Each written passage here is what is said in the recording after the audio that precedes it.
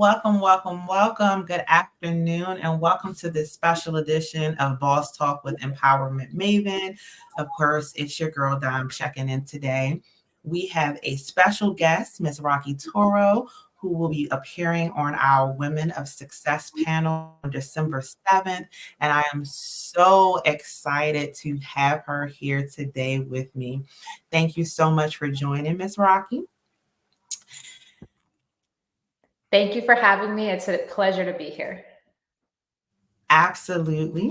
So before we get into the thick of things, I am going to tell you guys a little more about Miss Rocky, and then I will let her tell you as well. So she is a professional speaker that believes in motivating those around her to bet on themselves, which is the most important thing. Her keynotes and workshops are made to inspire while creating a space to explore mindset shifts. Outside of her talks, MCs and moderates events.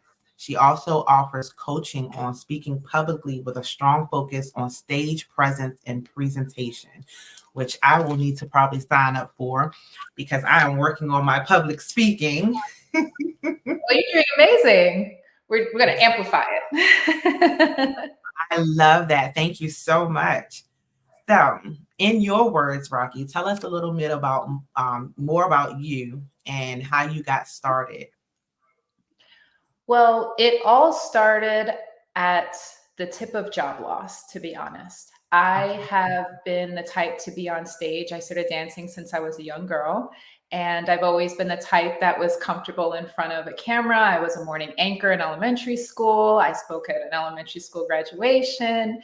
I was just always that person that got tapped for those things throughout my entire life.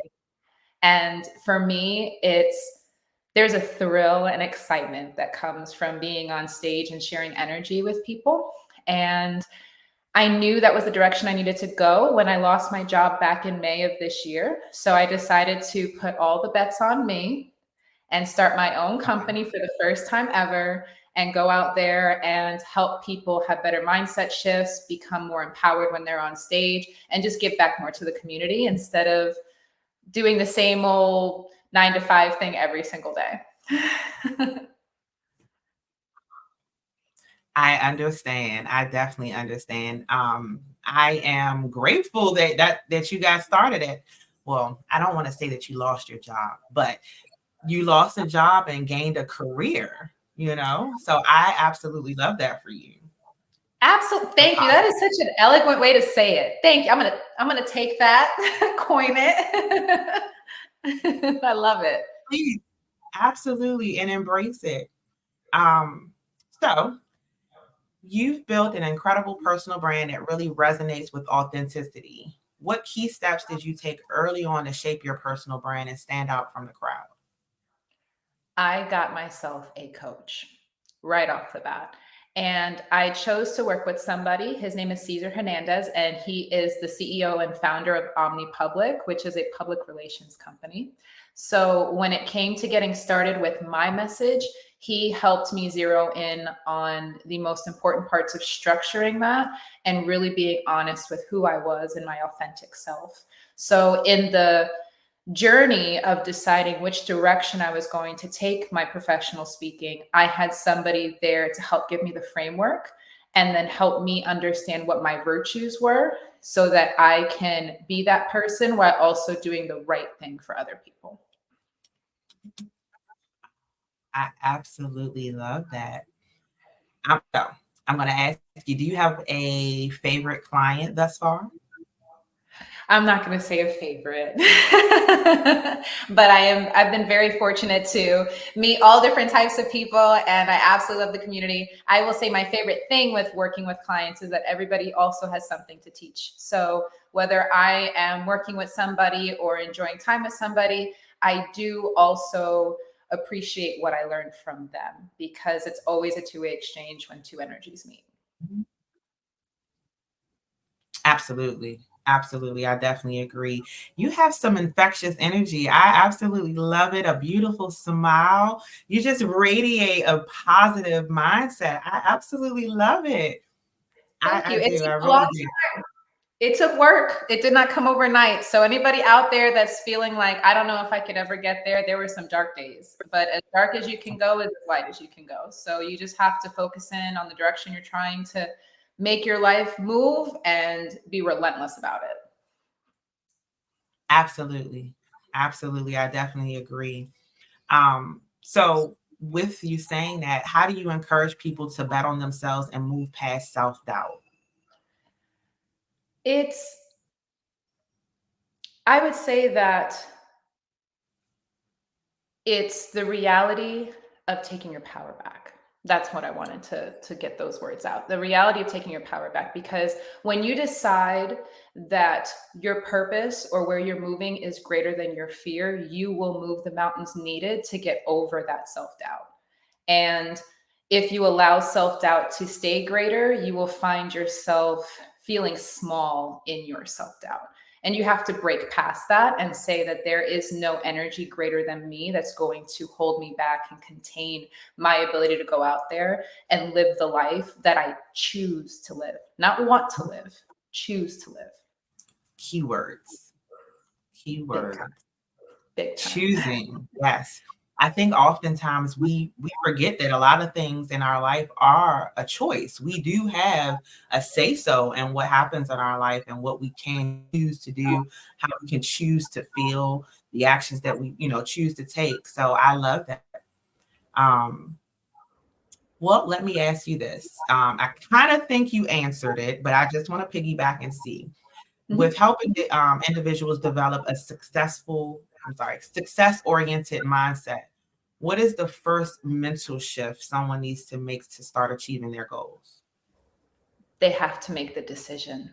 Okay. It's the decision. It is the moment where you are tired, where you are fed up, where you are over it, where there is nothing less and no more. And it is the buck stops here. I am done. And then you have to make sure that every decision after that complements that original decision, because we can choose to make a decision and then we can get ourselves right back out of it. But every decision, every moment is an opportunity to, again, choose the direction you're going and the direction you continue moving forward to. Absolutely. I'm right there with you. I definitely agree. I figured that, in asking that second question, you had already answered it. I was like, let me just go back and see. Let's reiterate to the people, we are choosing this mindset. So can you share a time when you had to shift your own mindset to overcome a personal or professional obstacle? Well, I will share an obstacle, and Okay. I think this is a good one. I used to dance. I grew up dancing. And when I got older, after I finished college, I got very much into salsa dancing, and I was performing and enjoying all of that on stage, doing all that. Yes, I love salsa so much. And I was excited. I was on a new team. I was doing the routine for the first time. And I went on stage at a street show and I busted my butt. Like, I still have a scar on my knee. Oh, the humbling reminder of me eating the stage. Boom. And that wasn't the first time I fallen on stage. That was the first time I fell in salsa. So I had blood going down my knee. It was everything. It was just one of those moments. And I will say that it was mortifying. It was a mortifying moment. But what I knew was that there was if I never went on stage again, that would have always been my last memory on stage. And growing up as somebody that had been on stage, you're only as good as your last show. There's always that mentality to kind of 1% better, keep pushing, keep going. Right. And so even with my instructors at the time, who were not motivating in a positive way, they were motivating with the negatives, right? That's what they understood motivation to be. And so I had to make a decision that I was going to do what I needed to do to make sure that never happened again. And that was just continuing to improve my dancing and to get out there and appreciate dancing from a different perspective. So I ate the floor that day because there were things that I could have done better within my technique that would have kept me on my feet, right? And when I hit the ground, it was just like, so I decided to go back to the root of salsa, which is done street and socially. And that's just to have somebody grab you and you start dancing with them and you follow their lead. You completely release yourself and allow them to lead you. And so when you're able to develop that trust with your partner and that feel for the dance, then you're able to apply it better in choreography and rehearsal and on stage. So I just decided to go deeper into my craft, deeper into what I needed to do to improve, and make sure I got on stage again and again and again and again, because I wasn't going to be that last show where with the beautiful memory, it was not going to be, that was not going to be my last hurrah. So I went out there and I kept going, and that's all anybody can do. Absolutely. Absolutely. I'm so proud of you. So proud of you. We often, you know, have that bad experience, that negative experience, and, or, you know, something puts a bad taste in our mouth and we're like, okay, I'm done with this. I don't want to do it again. I'm never going to do it again. I'm never going to be good at it. I can't do it. It's not meant for me. Not realizing that you have an opportunity to try again and again. Absolutely. And again. And again. It's never too late. Never too late. Absolutely. Absolutely love that. Oh my goodness. Okay, well, I have 2 left feet. One day you'll have to teach me. Oh, girl, let's do some music on that already amplifies the mood. It brings up the vibration. We'll have a good time. Yes, I'm so excited. Yes, I do have 2 left feet. Well, since you're passionate about helping people improve their stage presence, what are the key elements of delivering a powerful presentation?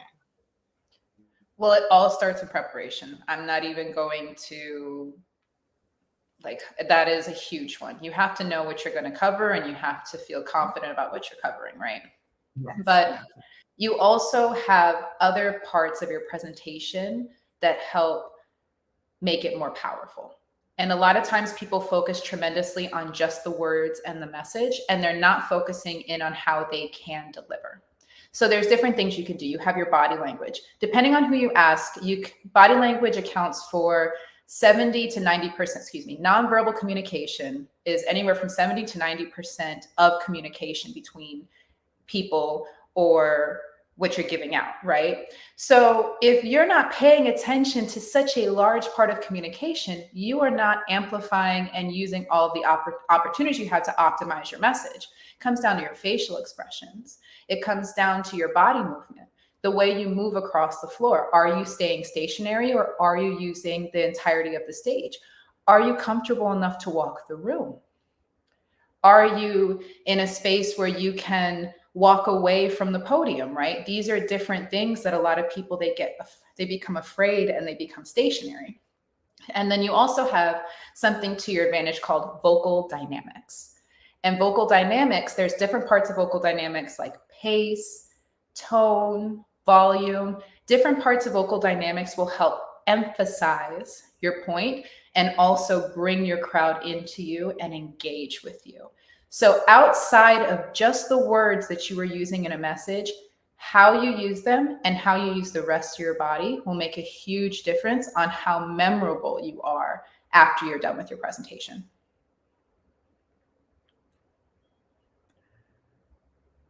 Oh, you're on mute. Silly me.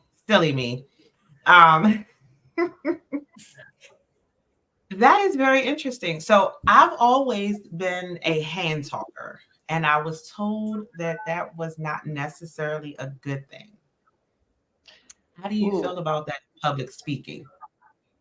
I am a gesture person as well. And gestures can amplify a message, but if you overuse them, they will distract from a message.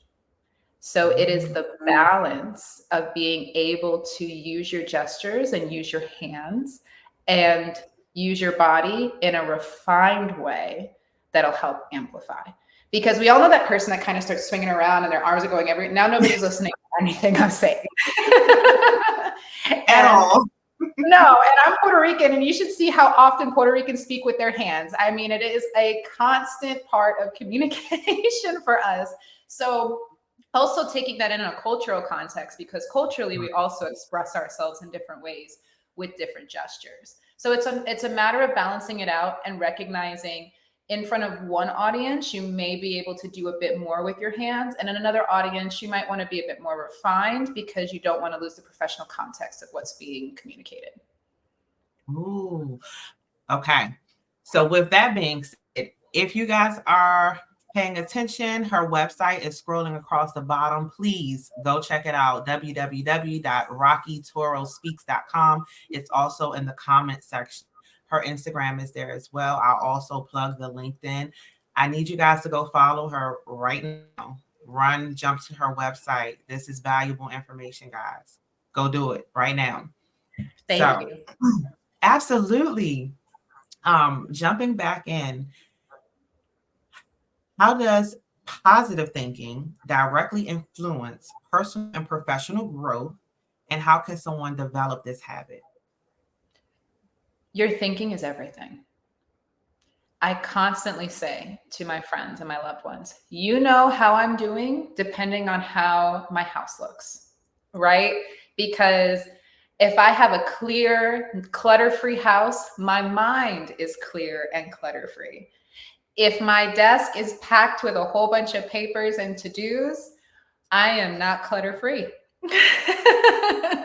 So Absolutely. I will say in my life, there have been moments that have truly shown what I felt of myself. And during those years that I lived in New York City, I had some difficult years. So from about 25 to 30, I lived in New York. And those were very trying times. And I lost everything during those years. And the hardest part was losing myself through all of it. I lost my self-worth. I lost the love for myself. I didn't think I was good enough, because the more I lost, the more worthless I felt, right? And so there comes that point when rock bottom hits and you have to decide you're going to get back up, right? You're going to dust it off and you're going to decide to try again, but you're going to say enough is enough. I've made that decision. And every decision after that, I am making so that I can get my life back. I am taking my power back. I am taking my life back. I came back to a place where I had found a lot of empowerment. And that was back in Florida, in Tampa, Florida, surrounded with incredible, powerful, loving people that wanted to see me grow and succeed. And I will say that having them near me reminded me of my self-worth. And it helped bring back that self-love. And it was the reprogramming of saying, no, no, no, no, no. Those dark days are over. No, no, no, no, no. We're not going to go back to that mentality. And we're going to make sure that if we're struggling within our mind, that we're putting ourselves in a better environment to help achieve the goals that we're looking to achieve, because your environment will change your life. For the good, the bad, the ugly, whichever direction you're putting your environment in, that is going to make a huge difference. Don't let anybody tell you different. Your environment matters every single time. Absolutely. Absolutely. And you touched on one of the things that I like to stress to people: finding your tribe, building your support system. You know, I always say your net worth is your network. Being around people who are applauding you versus thinking that you are bragging, being around people who are supportive and motivational versus who just see you sit around and do the same thing you've been doing the last 10, 20 years with no results. You know, building that network of support, your community, your tribe, whatever word you want to call it, it is extremely important.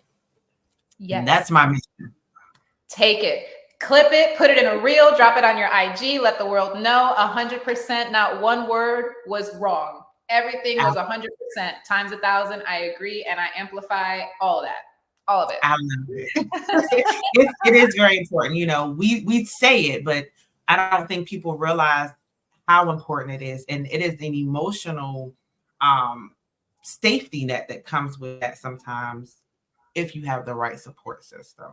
Again, this is all having the correct people in your corner. And you have to also realize everyone is not in your corner. Everyone is not going to want to see you do better than they are, or what they deem is better than themselves.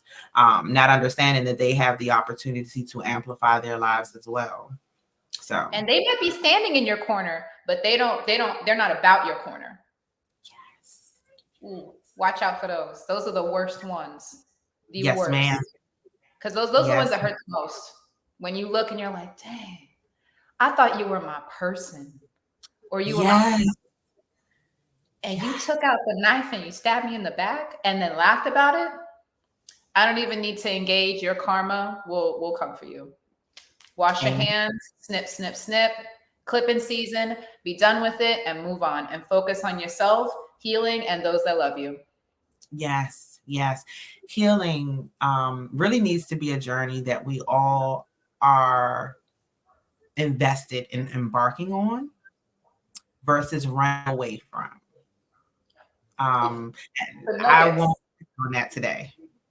Today, this is your time. I'm not going to preach.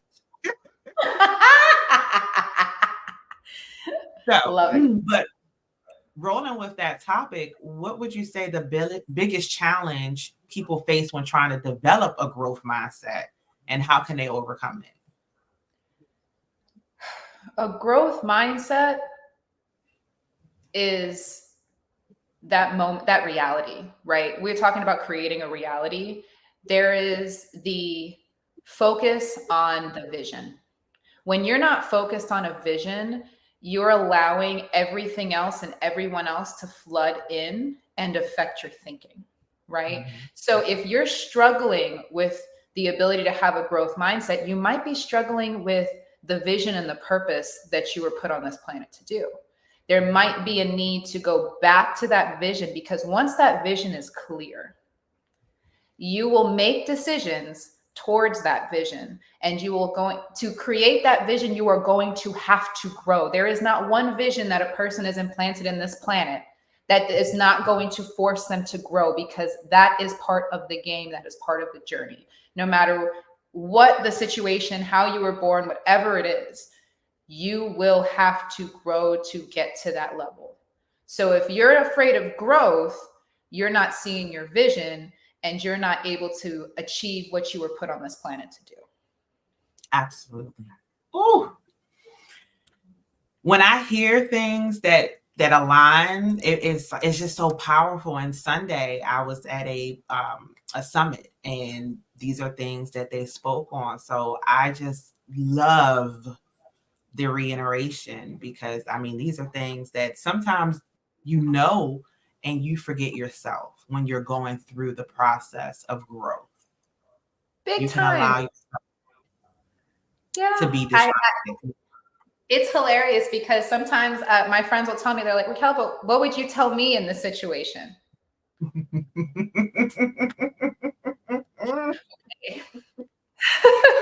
No taken. That mirror. When your people love you, they'll hold that mirror right up to you. Absolutely. And then we have to take accountability, which is sometimes very hard. I will not sit here and act like it was an easy journey to acknowledge what your role is in a situation, and that's not necessarily saying that you did something bad. It's just you could have allowed something to stay a little longer than it was supposed to be. You could have allowed a person to stay a little longer. So you still played a role in whatever that situation is. And accountability is, I know we say we learn new words and we just run them to the ground, but responsibility, however you want to frame it, you have to acknowledge your role and what you've done. So I appreciate you speaking on that. And it's very important to align your vision to find your passion and your purpose. So all of it. Yeah. All of it. How do you help clients move from fear-based decision making to making bold, confident choices? I'm going to have to go back to that vision, that Okay. focus, that Okay. space itself, right? Because that lack of vision is what keeps us working out of fear, right? That I can't see the light at the end of the tunnel. I just see darkness that can that can just envelop people, and before you know it, they, instead of continuing to move through it because the only way out is through, they sit down, they cry about it, they don't move, and they find themselves stuck. If you are going through a forest, and on the other side of that forest is your ability to eat and your ability to have fresh water and to be able to relax in the night and not have to worry about any animals coming at you or any creatures coming at you, you got to finish the walk through the forest. And a lot of times people, if you tell them in that way, like, oh, this is the forest, this is that, they're like, yeah, that makes perfect sense. You know, like why? But in life, we're not always going to be in the middle of a forest. It's, you know, it's metaphorical, and you have to consider, like, okay, but are you allowing yourselves to stay stuck? Yeah. Because you're afraid to take the next step. Yes, taking steps you have never taken before, that can be scary. Going down a path you have never gone down before can be scary, especially when your path is not the highway that everyone else is on. Absolutely. And it is okay, because when you have that vision, when you have that faith, and you say, okay, I may not be able to see the ground underneath me, but I know this is the next step I need to take, and you take it and you continue moving forward, you will eventually get to that space where you'll look back and go, man, why did I let these fears take over? Why did I let my mind create a narrative that wasn't even there? Because our minds are always going to do the one thing they're meant to do. That is going to complete the story. And sometimes when it goes to complete the story, it's adding a whole bunch of extra stuff that doesn't even exist. Absolutely. Absolutely. We think of 50 million negative scenarios of what could possibly happen before we even take the first step into doing anything, which is crazy. I want to really dig into the psychology of that. Why do we automatically go to a negative place before we start a new venture or try something new or a new experience? We automatically think a negative behind it. I have to put that in my parking lot and come back to that. I'm going to study my next book, listen to my next audiobook so I can understand negative versus positive thoughts in the brain and rebalancing and recalibrating. Absolutely. Absolutely. Yes. Yes. So do you have a book out? I'm actually, okay, so I am working on an ebook that talks more to presenting yourself on stage, but I also have my keynote and workshop that I did, Fired Again, how to go from sinking to soaring after job loss. And that one is on the plate for later on. So when that is out and available, you will see it on my website. I'm very excited for that. That was some fun stories, and I would really like to share them with the world, because a lot of times we look at job loss like it is something that we shouldn't talk about. It's a taboo. And at the end of the day, so many people have gone through job loss, and it is okay to share your story. That's where healing is found, in the ability to find a safe space. And sometimes you just need somebody that's bold enough to go, well, I got kicked out of corporate a few times. Now I'm off doing my own thing. Here we go. Yes, yes. Oh, I'm so excited for that. I can't wait to see it. Two more questions. Ooh, what advice do you give people who want to develop confidence on stage, since public speaking can be so intimidating? Well, again, practice, right? You got to practice. You got to rehearse. If you're a dancer, you got to rehearse. If you're going to be on stage and you're a speaker, you have to rehearse. If you're going to be an athlete and you're going to be on the stage of being on TV, you have to go to practice. That's your rehearsal. That's your time, right? But that moment right before you start is such a key and pivotal moment to how you're going to handle being in front of people. Right. And so you have to find that peace within yourself at the same time that you're feeling the energy rise within your body. A lot of times people feel that as anxiety, right? Yes. Yes. Heart starts pumping, palms get sweaty. Yes. Beliefs start creeping in. The funny thing is that anxiety and excitement are close in vibrational level. And so if you can change that thought of, oh my gosh, I'm so anxious. I can't believe I did this to myself. Why did I sign up for this? Right? To, I'm excited to go out there and help people and give my message and do the best I can. And I visualize me connecting with my audience and co-creating the energy and coming together as a group. You have now shifted the outcome of that situation. A lot of people, when they get on stage, it feels like a tidal wave of energy. I'm huge on energy because that's everything that people aren't speaking about, right? That's really what's building up in the room that freaks everybody out. Yeah. And it feels like a tidal wave coming at you because you could be in the audience with 1,000, 2,000, 50 people, 10 people, and it still feels like that. You, as the person that is on stage, has to say, no.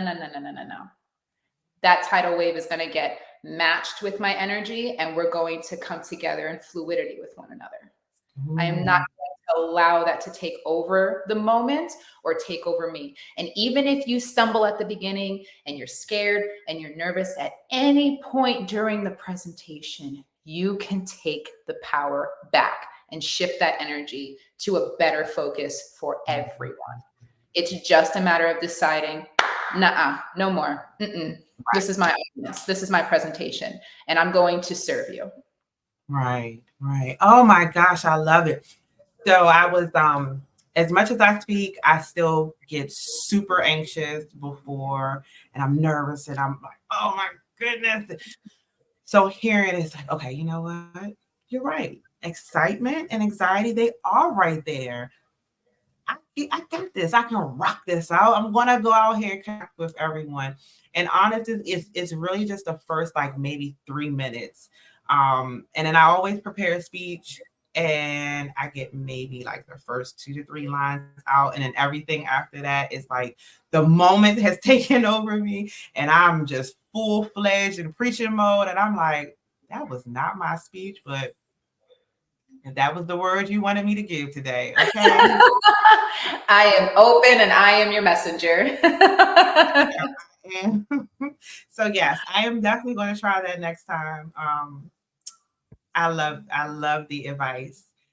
Absolutely. And rounding us off at the Women of Success panel, what actionable steps will you be sharing to help attendees master their mindset and achieve their goals? It all starts with accepting where you're at. You have to be so honest with yourself.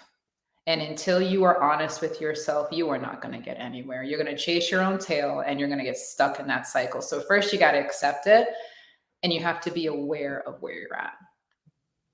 You just have to be aware. When you've accepted and you've become aware of your situation, then you can start to make a logical plan instead of emotional reactions, which is going to be a huge difference. And from there, you got to do an audit of your environment. Again, audit of environment. That could be where you're physically living. It could be the circle that you have around you. It could be many things, anything that has to do with outside exterior influences. If that's not going to help you to get to where you need to go, or it's going to hold you back, that's another moment you have to be honest about, and you have to change your environment. Because if you are working on mindset shift, you are already going through a transitional phase, and it's going to be a lot easier to get pushed back if you're around people that are not helping you go forward. So you have to set yourself up for success, not only internally, but externally as well. Absolutely. I'm so excited. I would love to be able to add an emotional intelligence segment to the panel, because I myself did not realize how emotional we can be, and not understand the reasons behind it, how to handle it, what to do with it. What is it? What is emotional intelligence? So I would actually love to add that, maybe for April, if not December. We have such a long list already, but thank you so much for that. And to round us out today, tell us about any other upcoming projects that you may have, where the people can find you at. outside of your website, which you guys can see scrolling at the bottom. Please go tap in there. You can, but yes, let the people know about any upcoming projects and where they can find you. Well, I did just do 2 podcasts, so we will be seeing the reels come out for that and the gems that we were able to get from that conversation. I'm going to be sharing them on my socials. You can catch me on Instagram or Facebook or YouTube or LinkedIn. And I keep it pretty consistent. It's always going to be at Rocky Toro Speaks on every single one of my channels. You'll be able to see my YouTube channel on Tuesdays and Thursdays. I always put a new video. So I have a new video coming out today. And you will see me regularly and daily on Instagram. I'm constantly on there updating information and just have a few MC situations coming up too. So you're going to get to see some behind the stages on that one as well. Awesome. I love that. So if you guys check the chat, there is a direct link for her Instagram, her website as well. I'll add the direct link to her LinkedIn page, but Facebook, Instagram, YouTube, LinkedIn at Rocky Toro Speaks, the website, rockytorospeaks.com. Tap in today, guys. I am rush over to YouTube when she give her about an hour, a few hours. It'll drop today. Go flutter YouTube, guys. Make sure you tap in. You support this beautiful young lady. She is a gem, and I'm so looking forward to working with her and connecting with her more. Any last words for us today, Rocky? Last words is I am so grateful for this opportunity. Thank you so much. And I really, truly resonate with what you're doing. Empowering women is always going to be my go-to because it was empowered women that really helped change the trajectory of my life. So the more of that we have out there in the world, the more women and men, we're not going to make it, it's gender neutral, but yes, for us, definitely in the community, empowered women, it really just helps take you from one step to the next. So we're excited for December 7th, 2024 this year, the Women of Success panel, and we're looking forward to more empowered women sharing what they have to give to the world. Absolutely. Well, thank you so much for taking the time to meet with me today. I'll be tapping back into you a little later. You have a wonderful rest of your day. Thank you guys for joining us with this special Boss Talk with Empowerment Maven segment. I'm sorry. Just so excited. It'll be posted to YouTube later today. Of course, you guys caught this live. Make sure you check out for the reels. And this is Dom signing off, your Empowerment Maven. You guys have a wonderful rest of your day.